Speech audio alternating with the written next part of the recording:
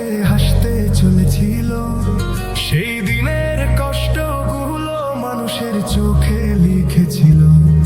এবার সত্যটাকে চিনতে হবে, সময় এসেছে ভাই। দাড়ি পাল্লা ছাড়া এবার মাপার